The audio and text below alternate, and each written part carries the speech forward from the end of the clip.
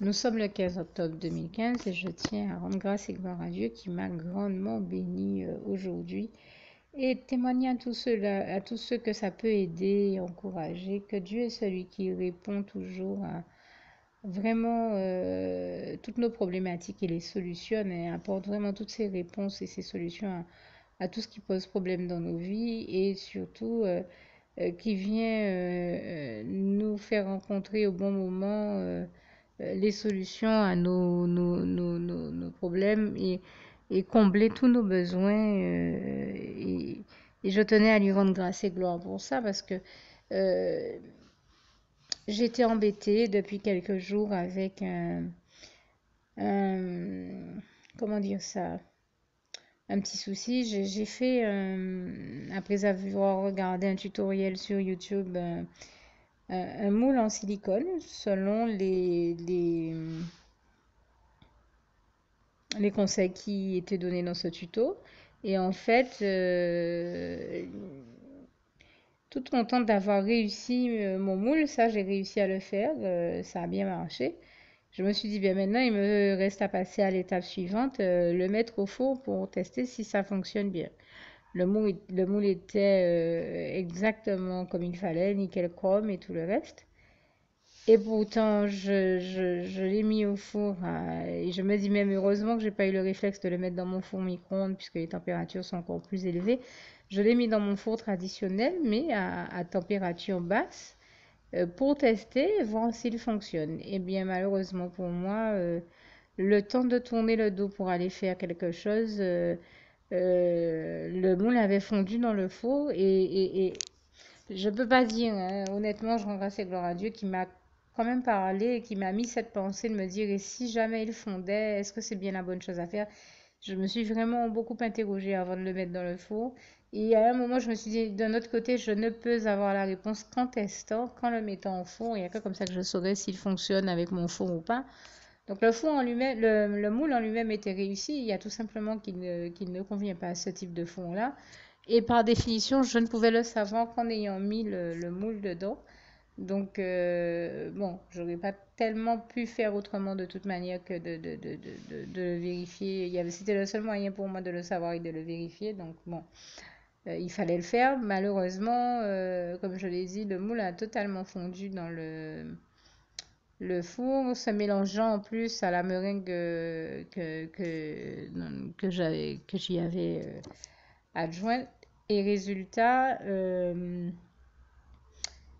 ça avait fait une espèce enfin, de gloubi-goulba, comme dirait l'autre. Enfin, quand je suis arrivée pour découvrir que ça avait fondu, il était trop tard. Ça s'était totalement étalé sur le fond du four. Et si j'avais essayé de ramasser ça chaud, ça m'aurait brûlé. C'est d'une grande évidence. Donc, le Seigneur Jésus m'a inspiré de laisser ça refroidir et de le décoller une fois que ce serait totalement sec, puisque, en effet, ça, comme il me l'a inspiré, ça aurait dû aussi. Et déjà, à ce niveau-là, je rends grâce et gloire à Dieu qui m'a évité des brûlures et de me retrouver dans une situation pire que celle que j'ai traversée.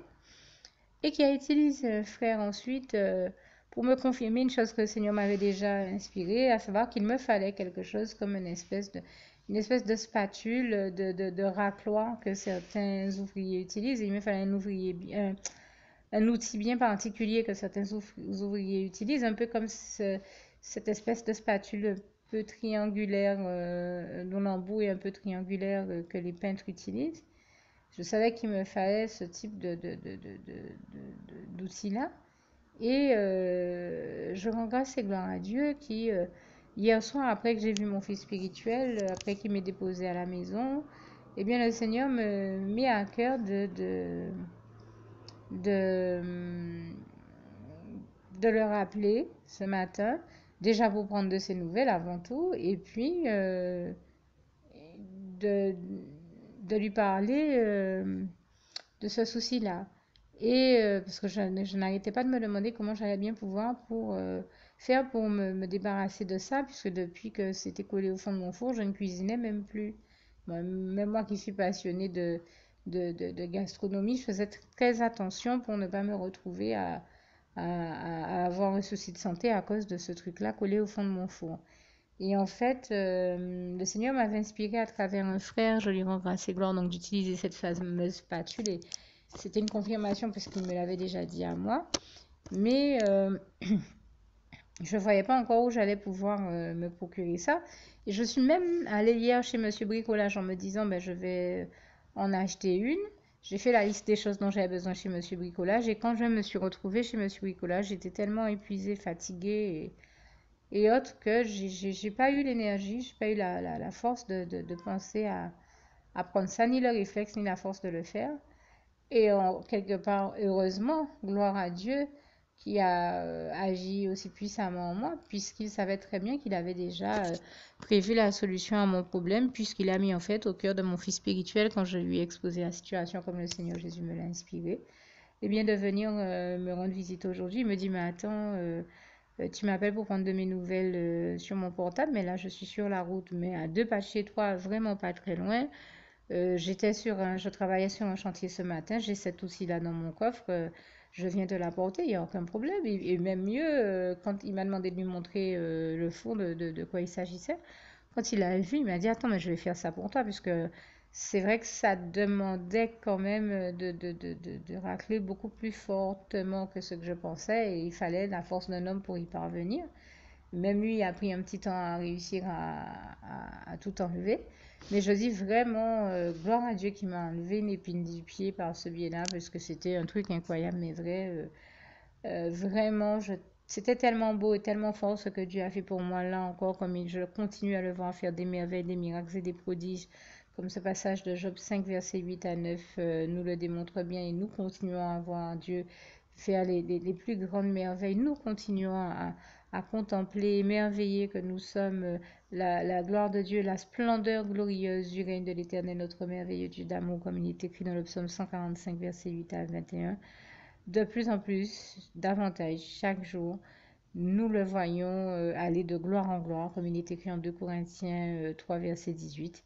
Et je tenais à rendre grâce et gloire à Dieu, vraiment à dire toute la gloire en revient à Dieu, à Jésus, à son Saint-Esprit, qui solutionne toujours tous nos problèmes et les résout toujours, trouve toujours le moyen, je ne sais pas comment il fait ça, de nous mettre au bon moment, au bon contact avec la bonne personne. C'était pourtant quelqu'un que je n'avais pas vu depuis plus de 10 ans, et le Seigneur a fait l'exploit de me faire rencontrer cette personne-là hier, et de lui mettre à cœur de me rendre ce service. Et ça m'a tellement touchée, parce que je sais qu'il n'y a que le Seigneur Jésus qui a pu agir dans son cœur pour me bénir, que je tenais à en témoigner, afin que cela puisse aider et encourager tous ceux qui en avaient besoin ou qui en ressentent le besoin, et surtout les aider à se rappeler que Dieu est avec nous, que Jésus est avec nous, comme il est écrit en Ésaïe 41, verset 10 à 13, et que jamais Dieu ne nous laissera tomber tant que nous aussi nous lui restons fidèles, et que nous ne l'abandonnons pas et ne le laissons pas tomber.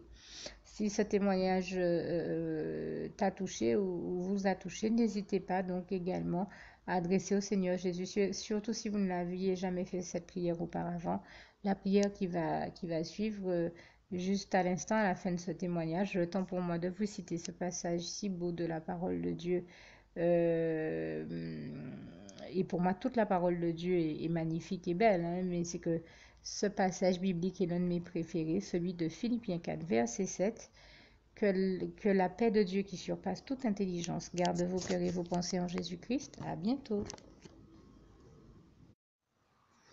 Alors, pour toutes celles et ceux qui ne l'auraient jamais encore fait auparavant, je partage avec vous ici la prière par le biais de laquelle le Seigneur Jésus m'a sauvé la vie, et vous invite tout simplement à lui ouvrir vos cœurs, à être sincère avec lui dans ce que l'on va dire ici, puisque si Dieu me met à cœur de partager avec vous cette prière, tout comme il le fait toujours avec chacun de nous, c'est tout simplement parce que Dieu nous a sauvé la vie, m'a sauvé la vie et nous a sauvé la vie à tous, hein, tous ceux qui partageons avec les autres cette prière, et que nous l'avons vu nous faire tellement de bien, nous donner tellement d'amour, nous combler de bonheur dans les bras d'amour de Jésus, et bien que nous souhaitons au maximum de personnes d'aller aussi au paradis et de connaître le bonheur des bras d'amour de Jésus, ainsi que d'être sauvés par lui.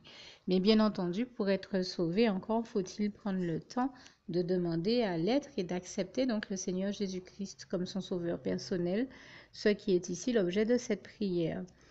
Alors, n'oubliez pas à cet effet qu'il est notamment écrit en Acte 4, verset 12, que Dieu, dans sa grande sagesse, dans sa sagesse infinie, a choisi le Seigneur Jésus-Christ, qu'il l'a mandaté, qu'il a délégué pour être le seul sauveur de toute l'humanité et qu'il n'y a aucun autre nom que celui du Seigneur Jésus-Christ qui nous ait été donné, qui ait été donné à toute l'humanité pour être sauvé. Voilà pourquoi nous avons la certitude qu'en acceptant le Seigneur Jésus comme notre sauveur personnel, nous faisons définitivement le bon choix, d'autant qu'il est également écrit en Jean 14, verset 6, Jésus-Christ est le chemin, la vérité et la vie. Nul ne va au Père Dieu sans passer par le Fils Jésus-Christ.